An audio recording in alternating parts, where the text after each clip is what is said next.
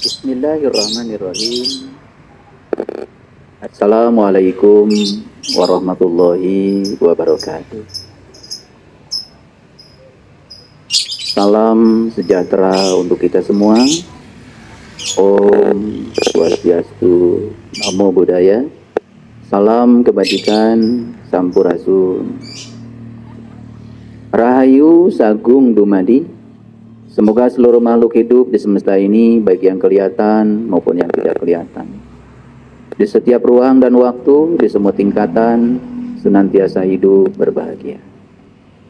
Semoga kita yang masih diberikan pinjaman kehidupan bisa menjadi sumber cinta, sumber kebahagiaan, sumber ketentraman, sumber kedamaian. Siapapun yang bertemu dengan kita tidak berkurang kebahagiaannya. Siapapun yang bertemu dengan kita selalu merasa aman, terlindungi, karena kita sudah menjadi sumber sukacita bagi seluruh semesta. Diberi pinjaman kehidupan itu merupakan sebuah kesempatan bagi kita untuk terus menempa diri, meningkatkan kedewasaan. Karena Allah menyatakan di Quran, tidaklah aku memanjangkan umurmu kecuali untuk berpikir. Jadi kata Quran, panjang umur itu tujuannya adalah agar kita bisa berpikir. Apa artinya berpikir? Berpikir itu bukan menghitung uang. Berpikir itu bukan menghafal itu, menghafal ini. Bukan. Berpikir berarti menggunakan pikiran. Kapan kita menggunakan pikiran dan siapa pengguna pikiran itu? Karena pikiran ini adalah instrumen, alat, maka pengguna pikiran itu adalah kesadaran kita. Jadi siapa orang yang berpikir adalah orang yang kesadarannya sudah mampu mengendalikan pikiran. Karena kebanyakan manusia justru pikirannya yang mengendalikan kesadaran. Sehingga kebanyakan manusia setiap saat tidak menjadi diri sejatinya, hanya menjadi diri palsunya. Itu yang disebut dengan ego. Ketika hidup dikendalikan oleh ego, bersiap-siap saja untuk mengalami berbagai macam masalah, penderitaan, kesedihan, itulah.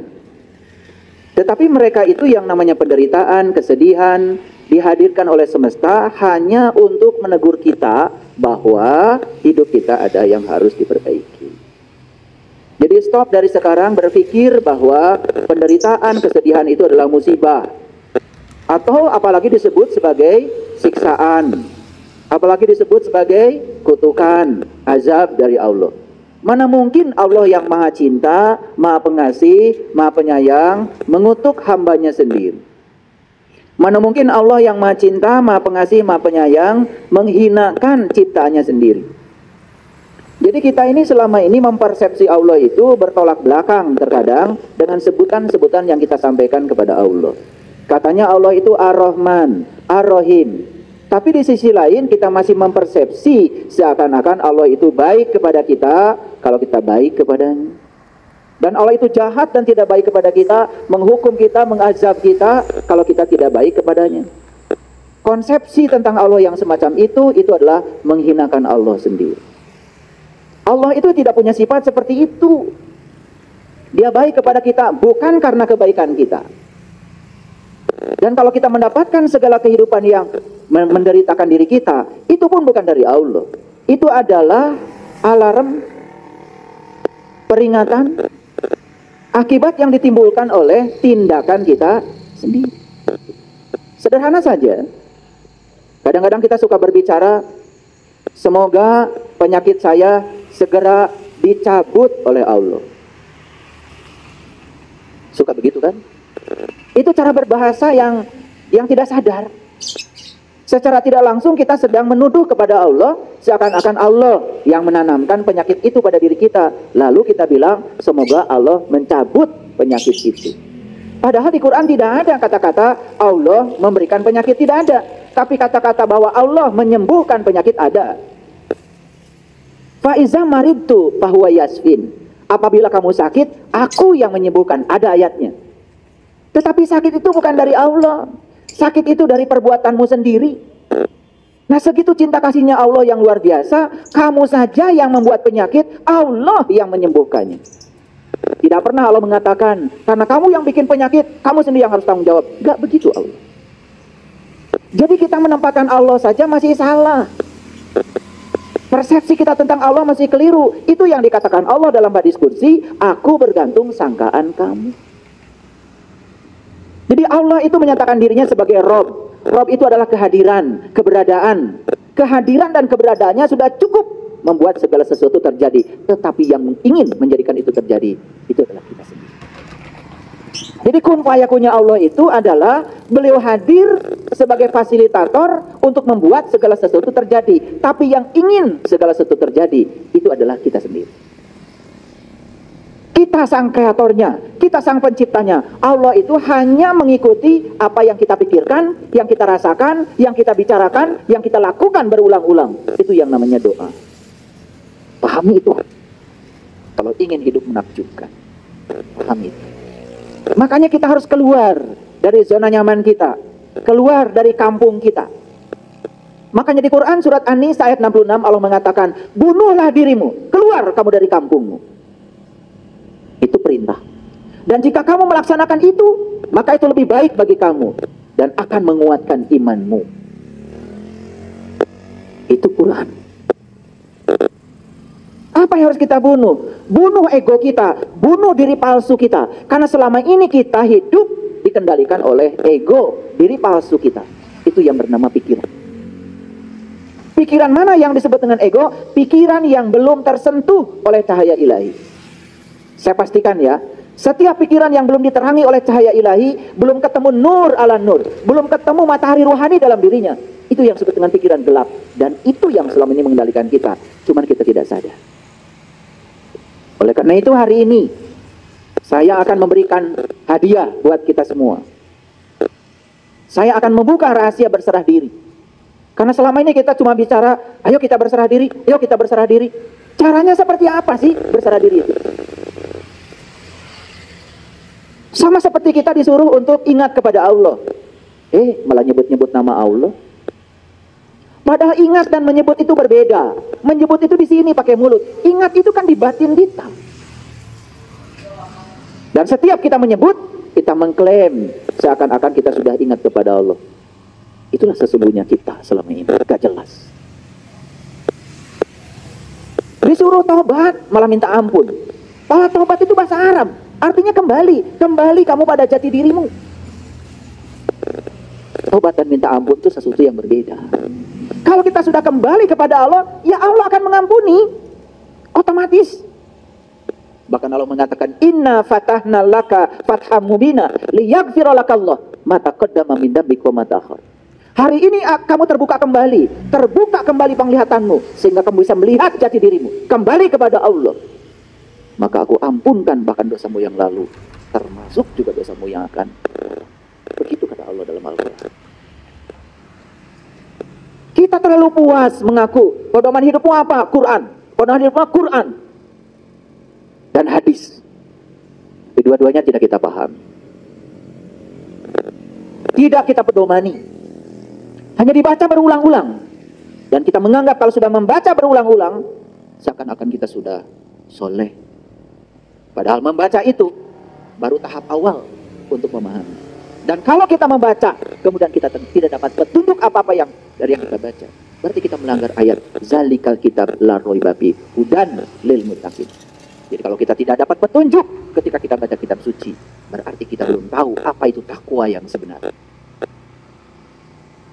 Oleh karena itu, mari kita bersyukur kita telah diundang oleh Allah di tempat yang penuh berkah ini. Oleh karena itu mari kita sampaikan penghormatan kepadanya. Kita puji Dia bersama-sama membaca hamdalah. Alhamdulillah. Mari kita mohon ridho dan berkahnya. Semoga Allah membukakan pintu kecerdasan kita, terutama kecerdasan yang melampaui pikiran yang terbatas dalam diri kita. Kita sapa asma Allah dengan kelembutan dan cinta. Saya membaca basmalah. Bismillah. Jadi hari ini saya akan berbicara tentang rahasia berserah diri. Saya kasih judul, berserah bukanlah menyerah. Oleh karena itu, kita akan memasuki dulu introduksinya. Kita akan memasuki pendahuluannya, supaya nanti ketika masuk pada rahasia yang tadi itu, kita mengerti. Fokus. Karena saya akan mencoba mengkombinasikan ayat-ayat Al-Quran dengan temuan-temuan baru para peneliti di bidangnya, terutama para psikolog yang terus mengembangkan pengetahuan baru tentang neuroscience. Jadi nanti akan ada banyak sekali ya rahasia-rahasia untuk menjelaskan ini. Ya saya ambil dari data-data hasil penelitian yang sudah dipublish, yang sudah dinyatakan dalam bahasa saintifik, dan saya coba akan terjemahkan dalam bahasa yang mudah dimengerti. Jadi setiap hari saya ini punya langganan jurnal dan saya berbayar. Jadi saya punya langganan jurnal yang berbayar, jurnal-jurnal yang terindeks, jurnal-jurnal yang sudah diakui ya keabsahannya oleh para ilmuwan di seluruh dunia. Jadi saya tidak pernah baca artikel hoax, saya tidak pernah baca artikel-artikel yang dikirim oleh orang sembarangan yang gak jelas sumbernya lalu kita percaya. Saya tidak pernah baca yang gitu. Dan kalau ingin baca jurnal-jurnal yang terakreditasi, terindeks, yang diakui keabsahannya oleh para ilmuwan di seluruh dunia, ya harus berlangganan, berbayar. Itu hukum alam. Segala sesuatu yang bermutu ya pasti berbayar. Jadi jangan ingin gratisan, karena gratis itu melanggar hukum alam. Kalau ingin bajunya murah, ya siap-siap saja. Setiap pakai baju itu garuk-garuk. Kalau ingin bajunya nyaman, ya tentu saja keluarkan uang lebih banyak sedikit. Jangan berpikir mahal, berpikir kebeli, pasti bisa kebeli. Kalau berpikir mahal, ya sudah. Kata mahal itu sendiri sudah menghalangi rezeki datang. Makanya ketika kalian pergi ke toko sepatu, lihat sepatu mahal, kemudian kalian bilang, ah mahal, seumur hidup gak akan bisa pakai sepatu itu. Tapi kalau berkata, pasti saya akan pakai, akan ada rezekinya. Jadi itu yang disebut dengan like attracts like, hukum tarik menarik. Jadi sebetulnya yang membatasi rezeki kita adalah pikiran kita, kata-kata kita sendiri. Hati-hati itu. Itu yang menyebabkan hidup kita tidak menakjubkan. Karena kita berfokus pada kekuatan negatif pada diri kita, tidak berfokus pada kekuatan positif yang ada pada diri kita, yang disebut dengan cinta. Jadi cinta itu lebih luas lagi, bukan sekedar rasa perasaan kepada sesama, tapi cinta yang lebih besar lagi adalah kekuatan positif yang Allah berikan pada setiap manusia. Dan siapa yang bisa menggunakan kekuatan itu, maka hidupnya akan menakjubkan. Dan siapa yang tidak bisa menggunakan kekuatan itu, hidupnya akan penuh dengan penderitaan. Hanya itu. Ini bahasanya bahasa sains. Oleh karena itu, tolong fokus. Karena ini penting. Kita baca dulu Quran surat Ali Imran ayat yang ke-102.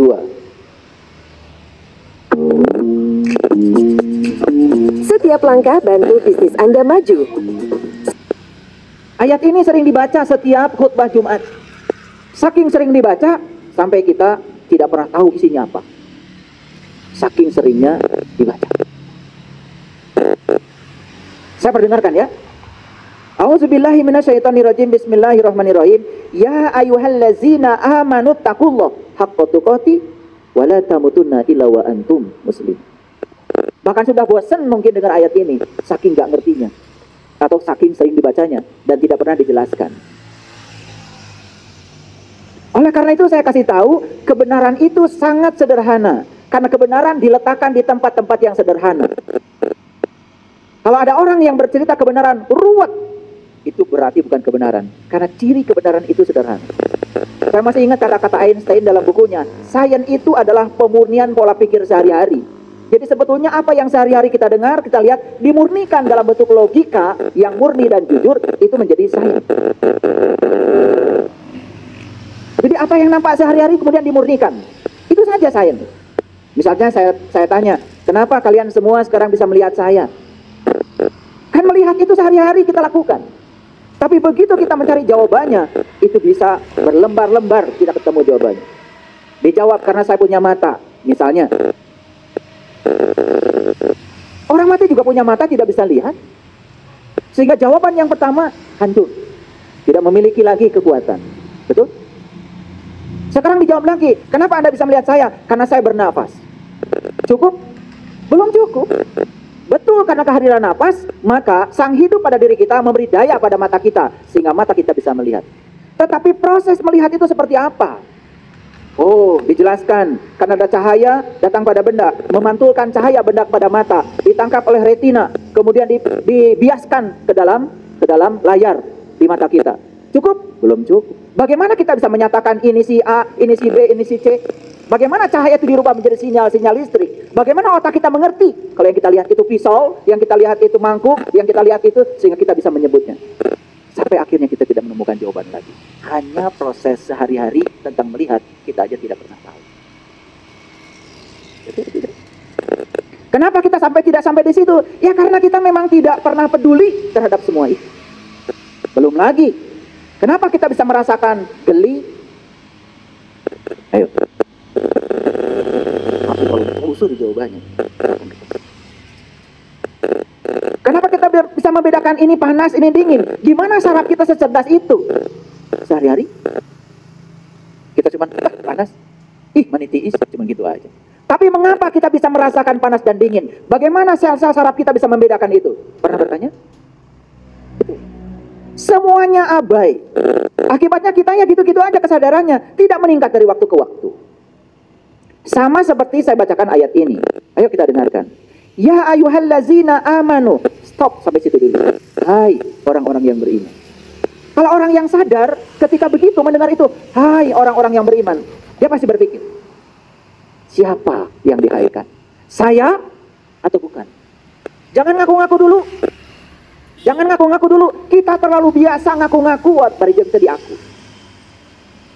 Begitu di Quran ada kata-kata, hai orang-orang yang beriman, langsung saja serempak semasjid peserta Jumatan mengatakan saya. Begitu. Itu yang disebut dengan rarasaan. Bukan rasa. Rasa dan rarasaan itu beda. Rasa dengan perasaan itu berbeda. Perasaan itu hanya pengakuan saja. Sedangkan rasa itu kebenaran. Coba kalau ditanya, matahari terbit dari mana? Dari timur. Terbenam di sebelah mana? Di barat. Perasaan atau rasa itu? Perasaan atau rasa? Membedakannya gitu aja kalian belum tahu. Itu hanya perasaan kita saja. Kan matahari mah cicing. Kecuali matahari itu pagi-pagi nongol, terus yang matahari itu kemana-mana, cicing. Matahari itu adalah pusat tata surya. Yang bergerak itu bumi kita. Bumi kita tuh bergerak. Di samping dia berevolusi, dia juga berotasi. Dia tuh berotasi gini sambil berevolusi. Nah, bergerak di sumber rotasinya, namanya rotasi. Mengelilingi sumber rotasi matahari itu namanya berevolusi. Terus? Jadi matahari mah nggak pernah kemana-mana. Yang bergerak itu bumi. Sehingga akibat bumi itu berotasi dan berevolusi, terjadilah siang dan malam. Jadi terbit dan terdamnya matahari itu bukan berarti matahari itu pagi-pagi datang, sore tidak ada. Bukan begitu. Karena bumi kita yang berotasi dan berevolusi. Jadi yang benar itu matahari itu diam, bumi kita yang bergerak. Itulah bedanya rasa dan rarasaan. Rarasaan teges sholat. Ditanya oleh saya tadi, sholatmu mengingat apa? Segala emut. Bahkan apa yang tidak diingat ketika tidak sedang sholat, ketika sholat itu mendadak ingat. Maka kita menjadi gede rasa karena rarasaan. Rarasaan teges sholat, asa menang pahala jaga di akhirat. Asa surga teges di asupan kurang. Itu rasa apa rarasaan? Rarasaan. Kalau sholatnya sudah sampai pada rasa, sudah tidak lagi memikirkan pahala, sudah tidak memikirkan surga, sudah tidak memikirkan neraka. Yang dia lakukan setelah sholat, kesadaran apa yang terjadi pada diri saya. Setelah sholat, sifat ulas asih yang mana yang tumbuh pada diri saya. Setelah sholat, apakah saya dirindukan kehadirannya atau tidak oleh tetangga saya. Itu yang harusnya dipertanyakan pada diri kita. Itu bedanya rasa dan rarasaan. Bedanya rasa dan perasaan. Coba kita sekarang tanya, ya ayyuhallazina amanu, hai orang-orang yang beriman, pernah nggak kita diam sejenak? Saya dihaikan enggak? Pernah gitu? Enggak. Kalau sudah pakai peci kayak gini, udah pakai baju kayak gini, rasanya saya yang dihaikan. Betul nggak? Betul apa tidak? Itu yang namanya GR. Yang paling berbahaya, GR itu urusan spiritual. Itu yang disebut dengan GR spiritual. Padahal itu rarasaan, bukan rasa. Kalau kita jujur, tanya, iman itu apa? Pernah nanya? Gak nanya. Kalau nanya ada jawabannya. Kata Nabi, al-iman tasdikun bil qalbi wa ikrarun bil lisan wal amalun bil arkan. Kata Nabi, iman itu adalah pembenaran oleh kolbu. Tanya lagi lebih dalam lagi, apa itu kolbu? Bagaimana cara kolbu membenarkan sesuatu? Harusnya gitu kalau ngaji. Dapat lagi jawabannya, kata Allah, langit dan bumi tidak akan cukup menampung zatku, tapi kolbunya orang yang beriman, itulah rumahku. Oh, ternyata kolbu itu adalah rumahnya Allah, kata Allah. Bagaimana kolbu bisa membenarkan kalau itu rumahnya Allah? Pertanyaan berikutnya, setiap rumah pasti ada pintunya, setiap pintu pasti ada kuncinya. Di mana Allah meletakkan kuncinya? Supaya saya bisa berkunjung ke rumah Allah, agar saya bisa bertemu dengan Dia dan bisa menyaksikan Dia. Setelah itu saya bisa mengingat Dia berdiri, duduk, dan berbaring. Itu gak ngaji? Enggak. Karena orang mengatakan iman itu percaya, pokoknya percaya. Tong nanya. Perkara seri ayana ya. Makanya beruntung kalian hari di sini. Saya ingin mengajarkan kesadaran. Percaya itu kudu ada bukti, nak. Percaya itu harus ada bukti. Kalau tidak ada bukti, layak untuk tidak dipercaya. Dan agama itu bukan paksaan. La ikraha fid-din. Karena tidak ada paksaan dalam agama. Setiap apapun yang kita yakini, yang kita percayai, harus ada bukti. Percaya Allah teh deket jeung urang, bahkan lebih dekat daripada urat nadi. Diri kita sudah membuktikan. Sudah membuktikan. Kumaha rek percaya. Tidak tertarik untuk membuktikan itu. Jadi kalau kolbu itu sudah bisa membenarkan, maka lisan kita jadi benar. Lisan kita jadi benar. Akhlak dan perbuatan kita akan mengikuti lisan kita. Itu yang disebut dengan jujur. Selaras antara batinnya, kata-kata, dan tindakan.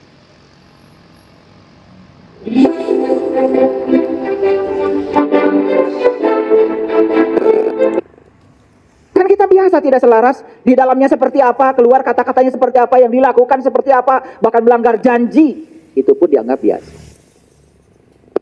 Dalam Al-Quran jelas-jelas dikatakan, ya ayyuhallazina amanu aufu bil uqud. Ciri orang beriman itu tidak pernah melanggar janji. Saya tanya, jadi ciri orang beriman itu tidak pernah melanggar janji. Jujur ya, suka melanggar janji? Jujur, suka melanggar janji? Masih ngaku orang beriman. Padahal ayatnya jelas, ciri orang beriman itu tidak pernah melanggar janji. Kita melanggar janji, masih ngaku. Coba, geus puguh eueuh bauna, masih ngaku tarasi. Karena nama itu baru ada, melekat kalau ada cirinya. Ngerti maksud saya? Ciri saya, ciri ceramah saya, itu punya ciri tersendiri. Hilang cirinya, hilang namanya. Karena nama itu ada kalau ada ciri. Ada alamatnya, ada adresnya. Betul? Pertanyaan saya. Ya ayyuhallazina amanu, hai orang-orang yang beriman. Berani ngaku? Saya yang dihaikan? Berani? Baru nggak berani sekarang setelah dijelaskan oleh saya. Kemarin-kemarin sebelum kesini petatang-petentengnya luar biasa. Betul?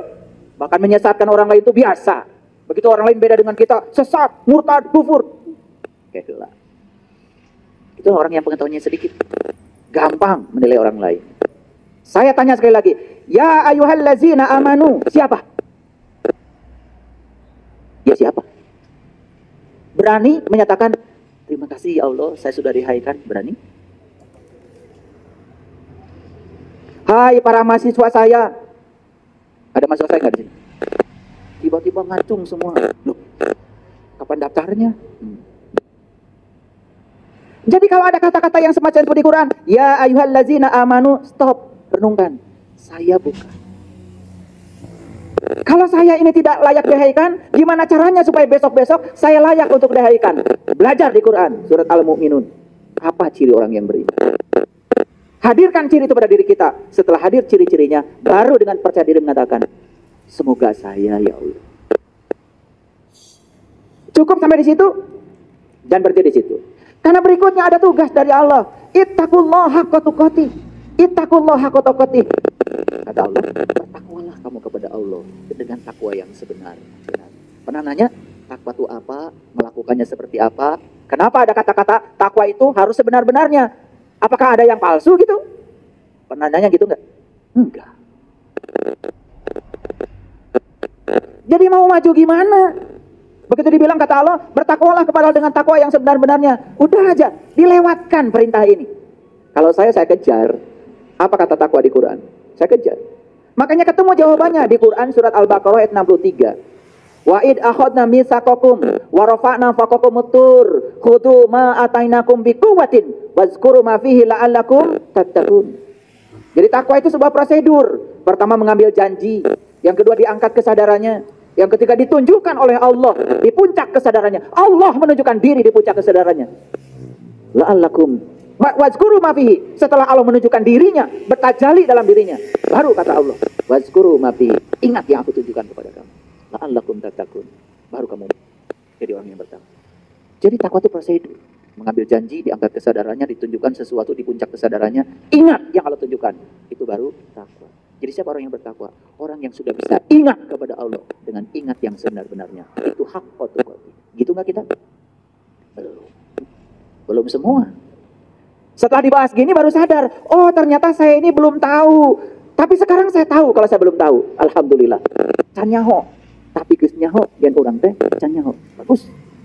Daripada terus-menerus menjadi orang yang tidak tahu, tapi kita tidak tahu bahwa kita tidak tahu. Yang lucu, banyak orang yang menganjurkan kepada kita harus bertakwa. Mari jadi dijelaskan da manehna ge teh nyaho. Betul atau tidak? Banyak apa sedikit yang kayak gitu? Banyak sekali. Pakai sekali dong. Gak usah pakai 2 kali, sekali aja. Ya ayyuhallazina amanu ittaqullaha haqqa tuqatih. Jadi kalau begitu saya mau nanya, pintar apa tidak?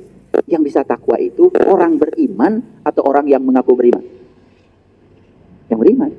Dan tidak mungkin Allah tiba-tiba menyuruh seseorang sesuatu yang tidak dia lakukan. Misalkan inilah, saya sederhana aja. Saya nyuruh nembok, pasti dong tukang tembok. Gak mungkin saya nyuruh nembok ibu-ibu sebelah sini, gak mungkin. Salah saya memberikan perintah. Sekelas saya aja ngasih perintah pasti mikir dulu. Kalau saya mau ngecat gedung, saya cari tukang cat dong. Betul nggak? Kalau saya mau nyuruh anak saya diajarkan baca tulis Quran, saya cari guru yang bisa baca tulis Quran. Pasti nggak cari tukang tembok dong. Paham? Sekelasnya Allah nyuruh kita bertakwa, pasti itu ada pesannya. Makanya yang disuruh bertakwa di ayat ini siapa? Hanya orang beriman. Karena hanya orang beriman lah yang bisa menjalankan takwa. Masuk akal? Nah kenapa kita selama ini tidak bisa menjalankan takwa? Karena belum beriman. Ngaku-ngaku doang. Supaya pengakuannya diakui, udah pakai dandan macam-macam. Itu makanya ada lagu Pak Haji Sorban Palit. Dapat halit sorban oge. Pak Haji Sorban Palit itu orang yang sudah haji, tetapi sesungguhnya dia itu tidak tahu apa esensinya haji. Berkunjung ke Baitullah, tetapi tidak tahu siapa yang harus dikunjungi. Palit dah sorban. Orang tua kita ngasih pelajaran luar biasa. Ya. Nah palit itu bahasa Arabnya mabur. Paham ya? Udah stop dulu sampai sini. Karena ini kajiannya rahasia berserah diri dulu. Tapi tangkap dulu maksud saya. Siapa yang bisa bertakwa? Jawab dulu. Orang beriman. Apakah orang yang mau beriman bisa melakukan laku takwa? Gak akan bisa. Laku takwa itu spesial. Spesial. Karena kalau tadi saya jelaskan yang namanya takwa itu mengambil janji, diangkat kesadarannya, ditunjukkan sesuatu di kesadarannya. Allah bertajalli seperti bertajallinya kepada Nabi Musa. Falamma tajalla rabbuhu lil jabal. Ketika aku bertajalli di puncak kesadarannya Musa. Lalu Musa tersungkur dan mengatakan, qala subhanaka tubtu ilaika wa ana awwalul mu'minin. Itulah awalnya imannya Musa. Kapan kalian mau bertajalli kepada dia? Kapan mengawali iman? Tiba-tiba ngaku-ngaku sudah menjalankan takwa. Karena takwa itu sangat spesial. Tapi selama ini dengar kata-kata itu, kita hanya menjalankan apa yang didengar kata orang. Yang penting sudah pakai baju takwa, langsung petantang petenteng jadi orang yang bertakwa. Nanti buka Quran surat Al-Baqarah ayat 63 ya, sampai di rumah. Nah, pertama syaratnya harus iman. Yang kedua, kalau dia bisa menjalankan laku takwa, hadiahnya apa? La tamutunna illa wa antum muslimun. Makanya kamu akan menjadi seorang muslim. Bahkan menjadi seorang muslim itu menjadi syarat mati. Kata Allah, janganlah kau mati kecuali kamu harus sudah menjadi muslim. Sayang sekali, muslim itu didangkalkan oleh kita hanya sebatas sebutan buat orang yang mengaku beragama tertentu. Padahal itu tingkatan tertinggi yang harus capai. Iman saja belum, takwa saja nggak ngerti, tiba-tiba menyatakan diri sebagai muslim. Aneh apa tidak? Aneh? Aneh. Padahal ayat ini berstruktur, sangat saintifik. Iman dulu yang benar, lakukan takwa secara terus-menerus, hadiahnya adalah kamu menjadi seorang muslim. Kalau hanya mengaku beragama tertentu, mudah apa susah? Mudah. Ditanya sama Pak RT waktu bikin KTP. Ibu teh jangan Idah. Semoga nggak ada di sini ya. Alamat di mana? Kampung Ieu, RT Sabaraha, RW. Punten ibu, agama Islam Pak. Langsung jadi muslim? Menurut siapa? Menurut Pak RT. Itu yang sering kita tidak sadari. Apakah kita muslim menurut Allah? Pernah gak nanya gitu? Ya Allah, kata Pak RT saya muslim. Apakah kata engkau juga muslim? Pernah nanya gitu? Gak pernah. Kalau saya dari kecil saya nanya. Makanya kita sekarang sangat senang dengan istilah muslim, non-muslim. Dan kita mengatakan muslim siapa saja yang mengaku. Non-muslim siapa saja yang tidak mengaku. Hanya sebatas itu. Kalau bagi saya, muslim dan muslim itu tidak sekedar itu. Bagi saya, muslim siapapun keyakinannya, apapun jalan hidupnya, kalau dia sudah bisa berserah diri secara total kepada Allah, bagi saya itulah muslim. Dan siapapun yang belum bisa berserah diri kepada Allah, malah ngatur-ngatur Allah supaya Allah ngikutin keinginan kahayang manehna, bagi saya bagi saya ya, jadi ikutan. Bagi saya ketemu dengan sahabat-sahabat saya, mohon maaf, akhlaknya lebih bagus. Dititipin uang tidak pernah korupsi, sepeser juga tidak pernah. Keyakinannya berbeda dengan saya. Hidupnya lebih bahagia, berkelimpahan bahkan hidupnya. Bagi saya, jangan-jangan dia, bagi saya, itu adalah muslim. Tiap hari menebarkan kebencian, terus saja menebarkan hoax, fitnah. Beda dikit orang lain dihujat. Hidupnya penuh dengan penderitaan. Jangan-jangan bagi saya nih, kayaknya bukan. Maaf ya. Ini supaya kita jujur pada diri kita sendiri. Coba kita perhatikan, kenapa syarat mati harus menjadi muslim? Kalau syarat mati mengaku beragama tertentu sangat mudah. Padahal urutannya iman saja belum dicapai, takwa saja tidak tahu, apalagi menjadi seorang yang berserah diri. Baik, kita lihat akar katanya dulu supaya belajar agamanya benar. Apa yang perlu dipertanyakan oleh kita? Satu, apakah iman itu? Sudah saya jelaskan. Dua, siapa orang yang beriman itu? Pasti ada cirinya, bukan? Tiga, apakah orang yang mengaku beriman dapat dikatakan sebagai orang yang beriman? Jawab dulu dong. Apakah orang yang mengaku beriman dapat dikatakan sebagai orang beriman? Belum tentu. Bahkan orang yang beriman itu gak pernah ngaku-ngaku. Nu beunghar asli, karena ngaku beunghar. Besok ngaku kamu, nu kakak beunghar. Salah dipakai. Ya, kencring. Kencring. Suku nang ngalengkah kencring deui. Salah dipakai. Tiga onel-onel. Yang asli mah nggak pernah begitu. Itu bedanya. Ya. Karena yang tidak asli itu suka cari topeng, suka cari pembenaran supaya dibilang asli. Sarung tenun asli, pasti palsu. Dan asli, matara tulisan asli. Saya beli sarung BHS sama Rinda, gak ada tulisan asli. Gak usah saya menyebut merek yang lain, nanti takut ada yang tersinggung. Karena biasanya kalau yang palsu suka ada tulisan asli. Ya kayak kalian. Ya dah? Yang imannya asli nggak perlu dipamerkan di mobil. Pakai lapat ini, lapat itu, nggak perlu. Tapi cara mengendarai mobilnya rapi, parkirnya benar. Saya pernah lihat nih, lihat ya nih, tulisannya La ilaha illallah Muhammad bisa. Itu parkir di pinggir jalan, dia tidur nyenyak, orang lain itu kesusahan karena dia parkir di pinggir jalan. Bagi saya, kayaknya ini yang bukan ini. Bisa tidur nyenyak, sementara orang lain kesusahan gara-gara dia memarkir mobil di pinggir jalan. Atuh teu boga garasi mah, tong waka meser.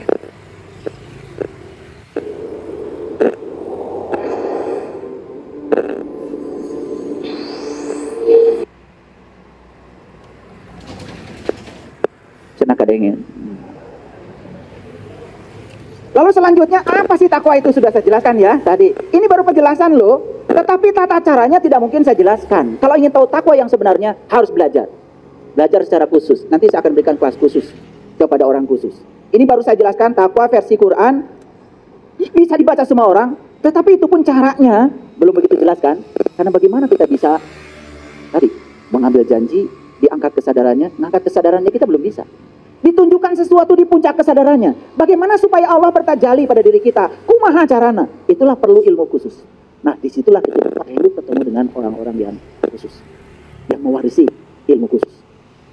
Jadi supaya kita tuh bicara tidak ngasal. Gitu. Mulai sekarang belajar bertanggung jawab ya, gitu. Baru la'alakum tatakun. Baru kita menjadi orang yang bertakwa. Apakah cukup sampai itu saja belum selesai? Yang imannya sudah benar, takwanya sudah dimiliki, belum tentu menjadi muslim. Komo mengaku-ngaku. Pernah dengar kajian ayat ini? Pasti pernah di sini sekarang. Kan biasanya coba dibaca aja, betul nggak? Nah, gitu. Paling juga ada bumbu-bumbunya gini. Ya, saya sudah mewasiatkan takwa khususnya buat diri saya, umumnya buat hadirin yang hadir di tempat ini. Selesai kan? Sare. Biasanya kan gitu. Jumatan tuh, mentenunutan tibra. Ya habis itu aja. Ya tidak pernah ada hal baru. Sudah bisa diduga pasti yang dibaca itu dan tidak dijelaskan. Sekarang saya jelaskan, semuanya bangun, kaget. Betul? Sederhana yang saya jelaskan? Karena kebenaran itu sederhana. Cuman kita tidak melihat kesederhanaan. Kemudian berikutnya, ya, siapakah muslim itu sebenarnya? Apakah semua orang yang mengaku beragama tertentu bisa disebut sebagai muslim? Secara syar'i, kulit luar, oke, gak masalah. Setiap orang yang beragama Islam pasti disebutnya juga muslim. Tetapi ayat ini berbicara lebih dalam dari itu. Sampai menjadi muslim itu menjadi syarat mati. Maaf ya, orang pembenci, pendengki, wah pokoknya kelakuannya tuh nggak ada yang menenteramkan masyarakat, mengaku beragama tertentu, mati. Masa selamat? Masa selamat model kayak gitu? Itu aja, pikirkan.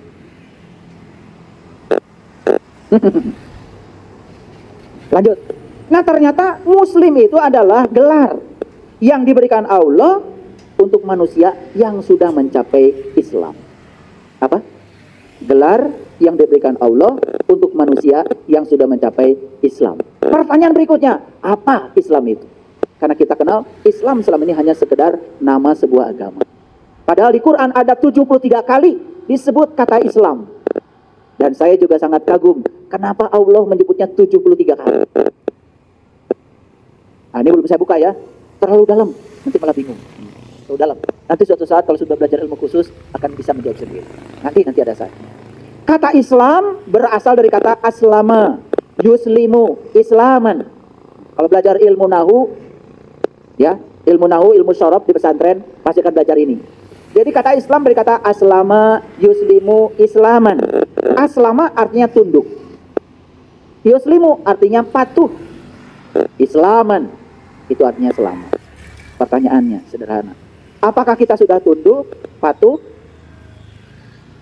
kepada Allah? Atau malah Allah disuruh tunduk dan patuh kepada kamu? Jujur nih jawab. Kan senang sekali ngatur-ngatur Allah supaya Allah ngikutin keinginan kita. Betul nggak? Jika perlu berkesana, berkesini, ya. Tidak bisa ngatur Allah sendiri, cari orang yang bisa ngatur Allah. Betul nggak? Kan gitu kelakuan kalian? Iya. Betul apa tidak? Iya. Ngedoa air sendiri, nggak percaya diri, minta orang. Kali aja dia malah lebih dekat dengan Allah. Jadi KKN itu sudah bukan di dimensi duniawi saja. Dalam urusan spiritual pun kalian ber-KKN. Kali aja kalau sorbannya panjang, doanya dikabul, bukan? Kali aja kalau jangkotnya lebat, kali aja doanya dikabul, bukan? Gitu. Makanya berkesana, berkesini, apa? Minta doa ini, minta doa itu. Kan gitu yang kita lakukan. Padahal Allah bersamamu, lebih dekat kepadamu daripada urat nadi lehermu. Geus teu percaya ka Allah nu aya di diri urang. Geus teu percaya ka Allah nu aya di diri urang. Allah yang ada bersama kita aja sudah tidak dipercayai. Bagaimana kita bisa dipercayai oleh Allah? Kudu ngengken wawanen ka batur. Betul? Dengarkan kata-kata saya. Jadi muslim itu mereka yang sudah tunduk, sudah patuh. Kalau siapapun yang sudah tunduk dan patuh kepada Dia Sang Pencipta, pasti akan mengalami Islaman. Selamat dunia dan akhirat. Mari kita lihat, kenapa selama ini banyak penderitaan kita? Karena kita tidak tunduk dan patuh kepada Allah. Di mana Allah? Di sini, bersama kita saat ini ada. Dan Dia keras sekali berbicara kepada kita, tong bohong, tong pedit, tong amek-amekan. Itu ngingetin dari sini, tapi kita tidak menghiraukan. Jadi sebetulnya tunduk dan patuh itu tidak usah terlalu jauh. Tunduk dan patuh kepada hati nuranimu, itu yang akan menyelamatkan kita. Jadi sebetulnya tidak usah mesantren keluar dari diri kita, mesantren aja ke dalam. Dengarkan kata-kata Dia. Dan saya kasih tahu, kata-kata Allah hanya akan terdengar kalau kita mau mendengarkannya dalam keadaan hening. Tepat saat pikiran kita bisa kita kendalikan. Di situ suaranya akan jelas. Jadi saya heran sekali ya, kita lebih suka pesantren itu ke sini, ke sini, ke sini, tetapi yang di sini tidak pernah diikuti. Tidak pernah diikuti. Padahal ikuti saja yang di sini. Itu pesantren yang luar biasa. Itu yang akan menjadikan kita Islaman, menyelamatkan.